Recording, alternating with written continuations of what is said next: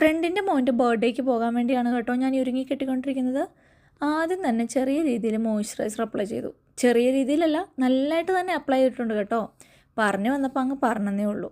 Sunscreen avoid ചെയ്തു. Night time ആയതുകൊണ്ട് അത് വേണ്ടെന്ന് അങ്ങ് വെച്ചു. അത് കഴിഞ്ഞിട്ട് കൺസീലർ അപ്ലൈ ചെയ്തു. ശരിക്കും കൺസീലർ ഇടണ്ടെന്ന് വിചാരിച്ചു. പക്ഷേ എൻ്റെ മുഖത്തിൻ്റെ കോലം കണ്ടിട്ട് ഞാൻ അത് അപ്ലൈ ചെയ്യാതിരിക്കാൻ പറ്റിയില്ല.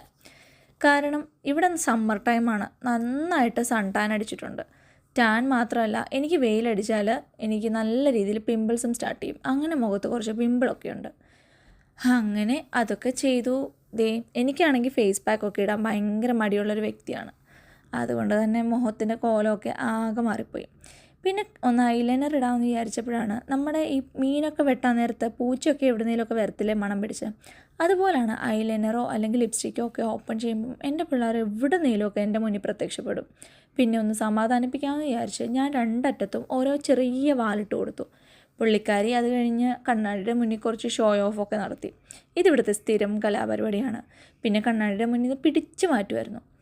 ഞാനൊന്ന് കണ്ണെഴുതാമെന്ന് വിചാരിച്ചു. പക്ഷേ എനിക്ക് അവിടെ നിന്ന് എഴുതാൻ അത്ര കംഫർട്ടായിരുന്നില്ല. അതുകൊണ്ട് പിന്നെ ഞാനൊന്ന് മാറിപ്പോയി എഴുതിയിട്ട് വീണ്ടും വന്നു. പിന്നെ ഹെയർ ഒന്ന് സെറ്റാക്കാമെന്ന് വിചാരിച്ചു. സെറ്റാക്കാൻ വേണ്ടിയൊന്നുമില്ല, കുളിച്ച് കഴിഞ്ഞതാണ്, നനഞ്ഞ മുടിയാണ്. ഞാൻ ഹീറ്റ് യൂസ് ചെയ്യാറില്ല. അത്യാവശ്യ ഘട്ടങ്ങളിൽ മാത്രമേ യൂസ് ചെയ്യാറുള്ളൂ. എന്നാലും ഞാനത് മാക്സിമം അവോയ്ഡ് ചെയ്യാറാണ് കേട്ടോ പതിവ്. അങ്ങനെ കൈകൊണ്ട് തന്നെ മുടിയൊക്കെ ഒന്ന് സെറ്റാക്കി, കൈകൊണ്ട് തന്നെ മുടിയൊക്കെ ഒന്ന് ചീകി വെച്ചു. അങ്ങനെ ഓക്കെ എന്ന് എനിക്ക് തോന്നിയപ്പോൾ അത് മതിയെന്ന് വെച്ചു, അങ്ങ് ഫിക്സ് ആക്കിയത്.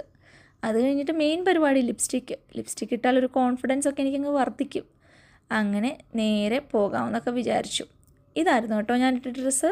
ഇതൊരു 2 വർഷം മുന്നേ കോട്ടയത്തു നിന്ന് എന്തോ വാങ്ങിച്ചതാണ്. നല്ല ഡ്രസ്സല്ലേ, എനിക്കിത് ഭയങ്കര ഇഷ്ടമാണ്. പിന്നെ അവിടെ ചെന്നു. പിള്ളേർ കുട്ടിപ്പട്ടാളങ്ങളെല്ലാം കൂടെ കേക്കൊക്കെ കട്ട് ചെയ്തു. 2 ടൈപ്പ് കേക്ക് ഉണ്ടായിരുന്നു കേട്ടോ. ആ വൈറ്റ് കളർ ഇരുന്നത് കോഫിയുടെ കേക്കാണ്, അത് നല്ല ടേസ്റ്റായിരുന്നു. മറ്റേത് റെഡ് വെൽവെറ്റ്, അതും നല്ലതായിരുന്നു കേട്ടോ. കേക്കൊക്കെ കഴിഞ്ഞപ്പോഴത്തേക്ക് മെയിൻ കലാപരിപാടി ഫുഡടി. ചിക്കൻ ബിരിയാണി ആയിരുന്നു. അടിപൊളി ടേസ്റ്റായിരുന്നു കേട്ടോ. എനിക്ക് ഒന്നും പറയാനില്ല, നല്ല അടിപൊളി ടേസ്റ്റുള്ള ബിരിയാണി ആയിരുന്നു. അങ്ങനെ ബിരിയാണിയൊക്കെ ആദ്യം കുറച്ച് വാങ്ങിച്ചു.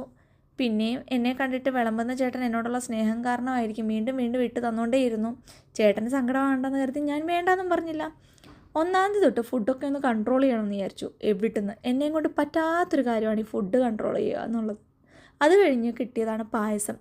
നല്ല ടേസ്റ്റുള്ള പായസമായിരുന്നു കേട്ടോ. ശരിക്കും പറഞ്ഞാൽ ബിരിയാണി ഹെവി ആയിട്ട് കഴിച്ചുകൊണ്ട് പായസം കഴിക്കാൻ ഭയങ്കര ബുദ്ധിമുട്ടായിരുന്നു. എന്നാലും ഫുഡ് വേസ്റ്റ് ആക്കരുതോ, അതുകൊണ്ട് ഞാനത് ഫുള്ള് കഴിച്ചു. അത് കഴിഞ്ഞ് ചെറുതായിട്ട് സൈഡിൽ കൂടെ പിള്ളേരുടെ കലാപരിപാടികളൊക്കെ നടക്കുന്നുണ്ടായിരുന്നു.